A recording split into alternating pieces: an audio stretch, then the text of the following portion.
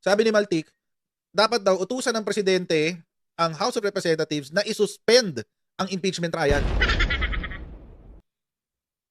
Ano naman katangahan nyo?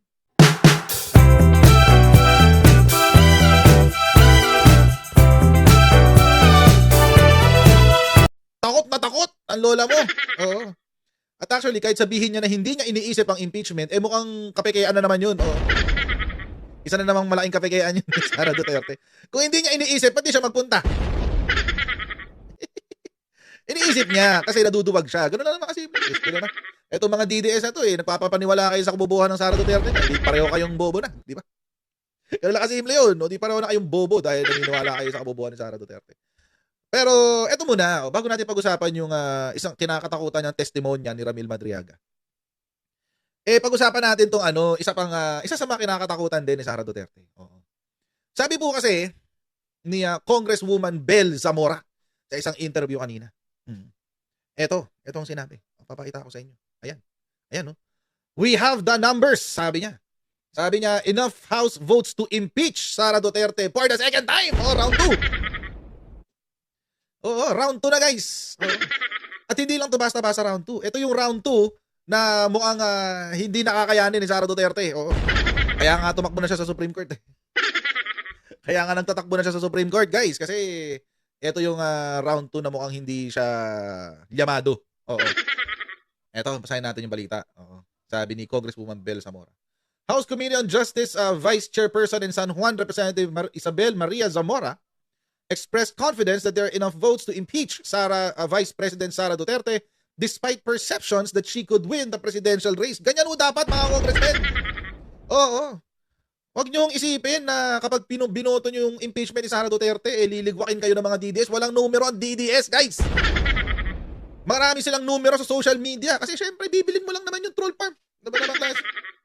Magkano lang ba yung mga trolls? 150 per persons. Ikaw nang nagnakaw ng 51 billion, di ba? Tayo pera ang bili ng trolls. Oo. And by the way, I've been getting information na meron daw tawag dito. Ino-operate daw ako, sabi, ng mga isang mayamang DDS.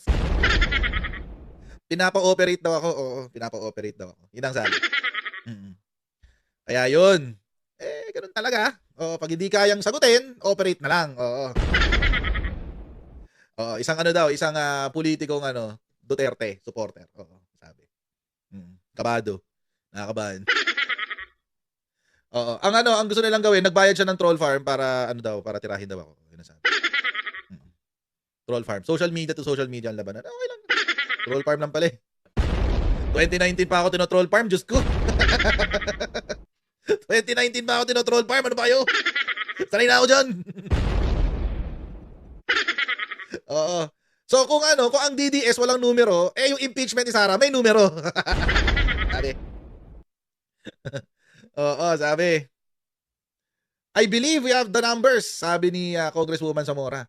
We need 1/3 or around 106. If I'm not mistaken, I believe we have the numbers. Patay! Patay tayo dyan. Oo. Yun ang sinabi ni Congresswoman Zamora. Panoorin natin yung interview na yan. Kasi medyo mahaba lang guys. Pagtsagaan nyo na. Pero very substantial kasi itong interview na to. Kasi this comes after nung pagpa-file ng kaso nila Israelito Torion. So, game. Panoorin natin guys. Siguro, mamaya mo naman tayo sa mga media. Punta muna tayo sa... Let's give a chance to Congresswoman Zamora, to Vice Chair ng House Committee on Justice. Alam na natin ang naging first hearing ng Committee on Justice, and second phase ng process ng impeachment sa House. Siguro pwedeng simula tayo dun sa reaction nyo dun sa petition ng group of lawyers to ask the Supreme Court to declare as unconstitutional yung ginagawang hearing niya. Okay po. So, we have several thoughts on the petition filed by Attorney Torion and Company. No? Unang-una po, they filed it as a taxpayer, alleging that it is a taxpayer suit. For us lawyers, hindi po pwedeng taxpayer suit ito dahil hindi naman po involving monies of the government ang kine-question dito po. Second, sa totoo lang po, we expected them to file this petition. Sabi nga natin, it is more than 100 pages long. How can they have come up with the 100 plus pager petition in a few days? right after we had our hearing in the Committee on Justice. So obviously matagal na ho itong pinaghandaan. Pero hindi po yun. Ang sinasabi po natin ay last year po nung tayo ay sumabak po sa impeachment, sila po ay nag-question sa Korte Suprema saying that the way that we filed the impeachment and transmitted articles of impeachment before the Senate was unconstitutional. Dapat daw po hindi dumiretso doon. We bypassed rules. We did not follow the Constitution. We did not follow the rules of the House of Representatives. Ano po ang nangyari doon? Naglabas po ang Korte Suprema ng desisyon back in July saying that we should follow due process, that while that we should follow due process and afford the Vice President her rights under the Constitution. Okay. And this will be done by going through the House Committee on Justice. So kaya ngayon, nagtataka kami na kung kailan sumusunod po kami sa desisyon ng Korte Suprema, kung kailan po bawat letra ng House Committee on Justice rules and the rules of impeachment of the House of Representatives, bawat letra po ay sinusunod namin. Kini-question po na naman nila ito. Sumusunod lang naman po kami sa aming tungkulin under the Constitution and as dictated by the Supreme Court in the decision in the Duterte case. Ma'am, nakikita niyo ba na may potential ng constitutional crisis dito? Kapag, again, Wala pa yan. Wala pa. Hindi. Pwede ka sabihin, pag nag-overstep ulit, or nag-overreach, Uy, overstep daw ulit. kapangyarihan at pakialaman yung exclusive na karapatan ng legislatura. Well, gaya po last year, no, sabi natin, there was an overreach. With all due respect to the Supreme Court, ako po ay isang abogado, yun po ang maniwala ng karamihan. Pero, Ayun, maniwala ng pa rin ako karamihan. at hinihintay ko pa rin po ang desisyon ng Korte Suprema na sang-ayon sa Konstitusyon. Ito po, gagawin namin ang tungkulin namin under the Constitution, ang tungkulin namin as representatives, as congressmen, and as members of the House Committee on Justice. And I believe that the Supreme Court will act judiciously and properly dahil sasabihin naman ho nila, di ba, na sumusunod lang kami sa kanilang mga directives in their decision and in fact, in the resolution dated January 2026. I don't think that there will be a constitutional crisis, honestly. So ma'am, you also hope Actually, mga kababayan, totoo rin yun. Kasi, actually, ang hirap dalhin sa Supreme Court yung kaso. This time, ang hirap dalhin siya nang walang cause of action. Ano ibig sabihin natin cause of action? Walang violation basically. Unless the issue is of transcendental importance, baka hindi yan bigyan ng as much attention of the Supreme Court. Kasi may mga requirements ng Supreme Court bago sila tawag dito. Bago natanggapin ang isang kaso na hindi dumaan sa usual procedure tulad nito, yung mga special civil actions, di ba? May requirements yan usually yung cause of action, and then it has to have transcendental importance. Apat na requirements yan. And unless there has to be a political question, or it should not be a political question but a question of law. So may mga ganung anggulo na tinitignan ng Korte Suprema. Ngayon, if one of those don't exist, hindi yan papasinayaan ng Korte Suprema. Hindi yan papansinin. Of course, the legal standing is also considered. So the cause of action, transcendental importance, political question, tsaka yung legal standing ng petitioners. Ngayon, ang sinasabi nitong mga taxpayers, anong mga abogado, they're filing the impeachment as taxpayers, not as representatives of Sara Duterte. O, bakit? Bakit ganun? Bakit as taxpayers? Kasi hindi sila ang legal counsel ni Sara Duterte. Therefore, kung hindi sila legal counsel ni Sara Duterte, wala silang legal standing. Hindi sila representante ni Sara Duterte dahil si Sara Duterte ang directly mai-injure doon sa alleged unconstitutional actions ng House of Representatives. So, ayaw mag-file ng abogado ni Sara Duterte, yung 16 na kanyang hinire. So, ibig sabihin, these other lawyers cannot file for Sara Duterte dahil hindi sila yung legal counsel. Kaya nag-file sila as taxpayers, citizens and taxpayers. Ang tanong dyan, as citizens and taxpayers, do they have legal standing to bring up the cause of action? Malamang wala. Kasi hindi naman sila yung na-injure. Baga, hindi sila na-injure nung unconstitutional act, quote-unquote. Kung si Sara Duterte yung lumapit sa Korte Suprema, pwede. Oo. Kung yung mga abogado niya, pwede. Kaso hindi. Hindi hindi sila yung humarap So, sorry. So, dahil hindi rin sila yung directly injured by the unconstitutional action or the alleged unconstitutional act, o di wala silang legal standing. Tapos, is there a question of law? Diba? Yung perceived bias ba of the treatment ng impeachment ni Sara Duterte tsaka impeachment ni President Bongbong Marcos, is it a question of law? Or is it a political question? Kasi kapag political question yan, hindi yan papansinin ng Korte Suprema. Kung political question yan. So, medyo tagilid. Of course, syempre, masusurprise din naman tayo ng Supreme Court. Ilang beses na tayong sinurprise ng Korte Suprema. Pero kung titingnan natin yung requirements on when the Supreme Court acts on a petition, medyo mahirap i-justify. Unless, again, yung abogado ni Sara Duterte mismo ang lalapit sa Korte Suprema at sila mismo yung maghahatid ng same complaint. O, at least may legal standing, di ba? At least meron kang legal standing. So, sabi ni Edel Totobal, meaning useless ang petition na to yun. I won't say useless. Pero for sound bites and for PR, yun ang silbi niya. Oo. For sound bites and PR, yun ang silbi niya. Oo. Pero kapag titingnan mo siya from a serious perspective, medyo tagilid. And I'm sure they know this. Alam din naman ito ng mga abogado ni Sara Duterte. Mga abogadong supporter ni Sara Duterte. Pero, syempre, for optics. Ganun lang yun. Ginawa na lang nila yan for optics. Kasi sabi nga ni Congresswoman Zamora wala pang 3 araw, naka 100 pages na sila ng sulat. Ang sipag! Oo! Ang sipag niyan! Oo. Kasi di ba na-bring up lang naman yung issue ng tawag dito, ng pagsusubpina. Netong Wednesday lang, if I'm not mistaken. So after 2 days, meron na agad silang 100 pages. Makahusay yun. Alain niyo yun, nakakuha agad sila ng legal basis, napag-aralan nila lahat ng jurisprudence after 2 days. Galing! Oo. Mahusay talaga to si Torion. Kaya tinan niyo yung logo ng logo niya. May gabondok na logo. Anyway, tuloy natin to. Full. Na walang constitutional crisis. Yes, I'm very hopeful po. Ma'am, babalikan ako ng konti. Di ba na may first time din, almost the same composition ng Supreme Court. Ito yung nagkuwaran to sa isang impeachable official. And Chief Justice at that. Yes, opo. Kayo po ba, malapit naman ang mahal araw? Naniniwala pa rin kayo sa mirakulo? Miracles? Naniniwala naman po tayo. We will always do our duty. We will do our duties under the Constitution, and I know the Supreme Court will also do their duties under the Constitution. Being safe. Hindi natin alam. Ang inyong sa korte palaging may prayer. May prayer po. Opo. Ano yung tingin yung from a private perspective doon sa nangyayari sa House at yung reaction ng mga ostensibly private citizens and taxpayers? Tulad po ng sabi ni Kong Zamora, last year, nung sumabak sila sa impeachment, question yung kanilang paraan, yung proseso.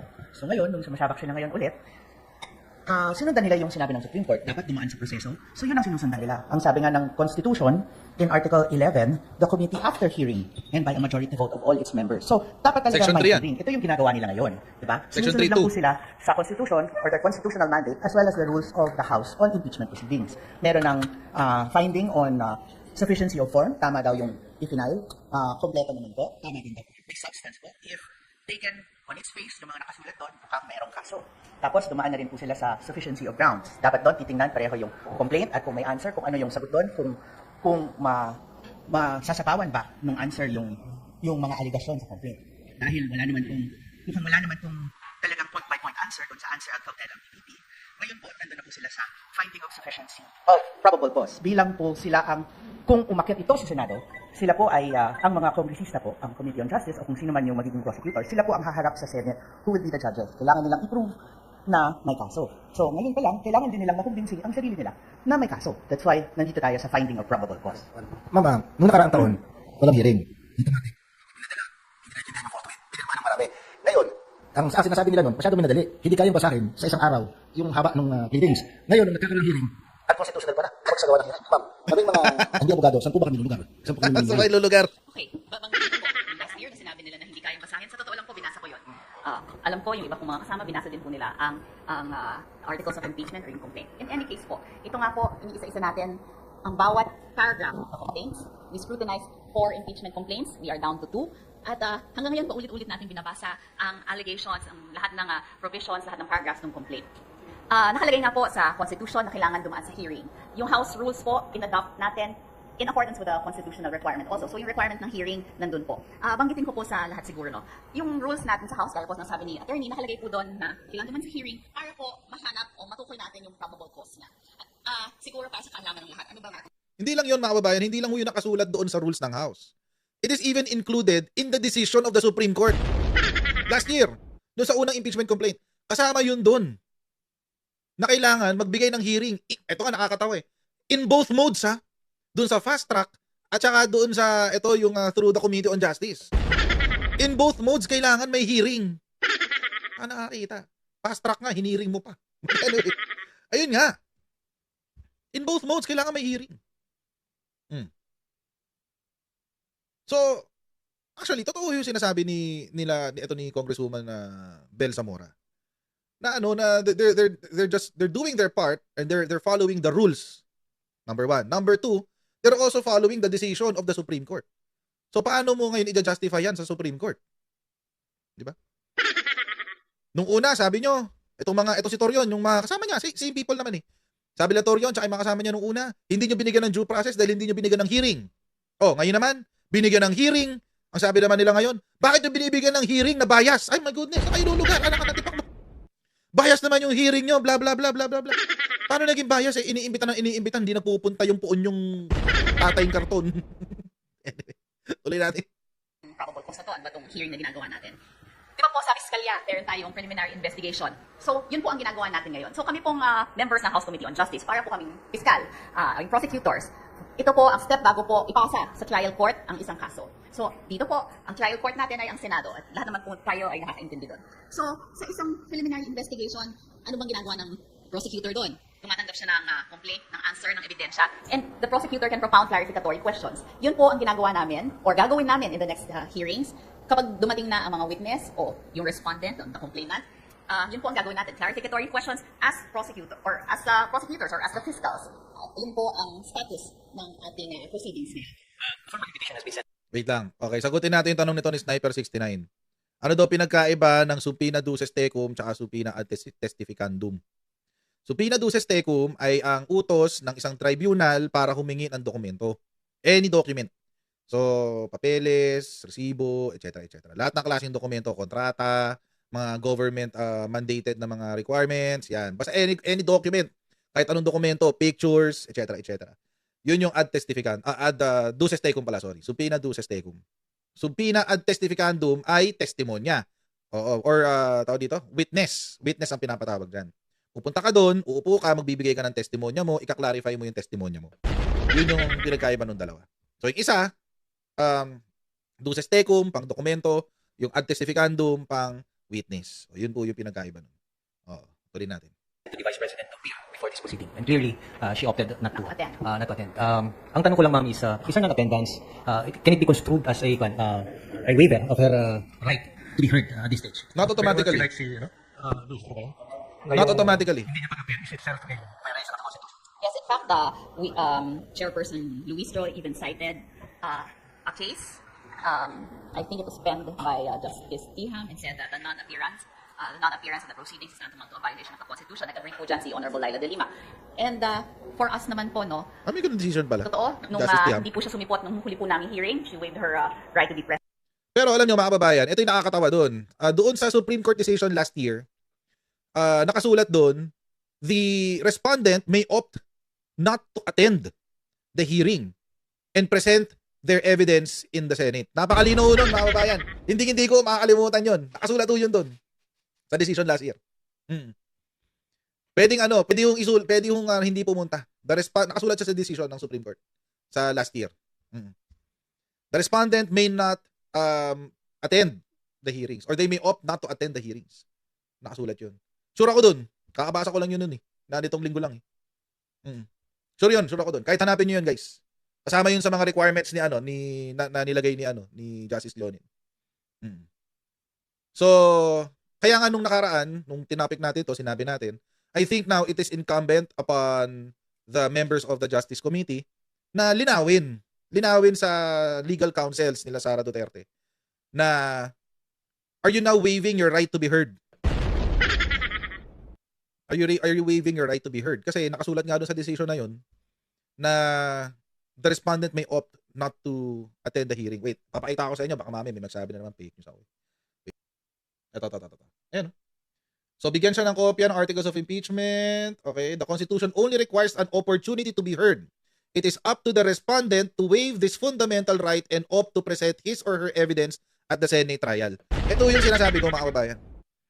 Tama po yung sinabi ni Congresswoman Luistro na it is unconstitutional kung hindi ka haharap. Pero according to the decision of the Supreme Court, yung respondent daw ay mayroong karapatan na i-waive yung kanyang right to present his or her evidence, yung right to be heard So sabihin kasama doon yung pag-attend. And opt to present his or her evidence at the Senate trial. Kaya nga I think kaya sinabi ko kanina, I think now it is incumbent upon the House Committee on Justice to clarify that fact. Yung non-attendance ba ni Sara Duterte is now tantamount to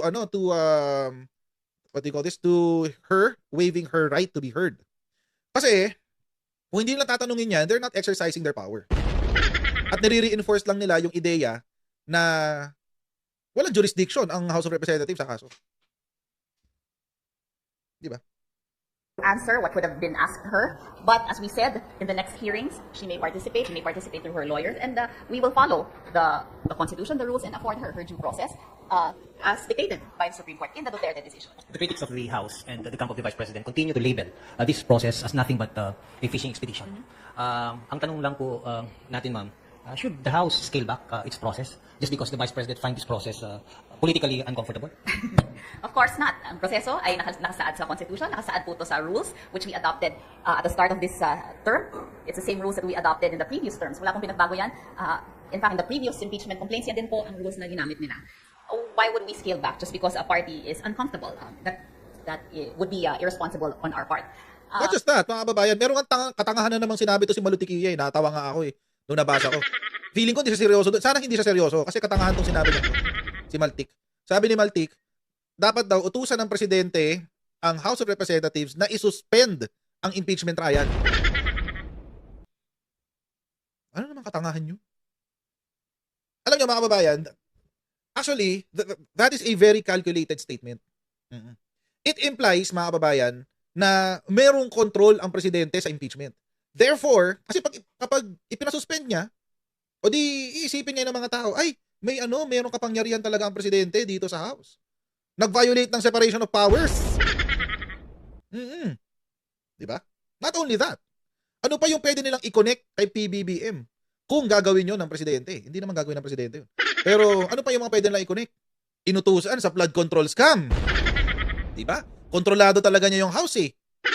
Eh di sabihin, kontrolado niya talaga si former Speaker Martin Romualdez. At dahil kontrolado niya si Martin Romualdez, kontrolado din niya si Saldico. O di, yun na yung connection na hinahanap natin sa flood control scam. Di ba? Sabi ko nga sa inyo may katangahang sinabi to si Maltik. Akala niya kakagatin ng lahat ng Pilipino. Mga DDS lang naman kumakagat dun. So, yung mga ganong klaseng katangahan, DDS lang kumakagat dun. Mga katulad nilang DDS.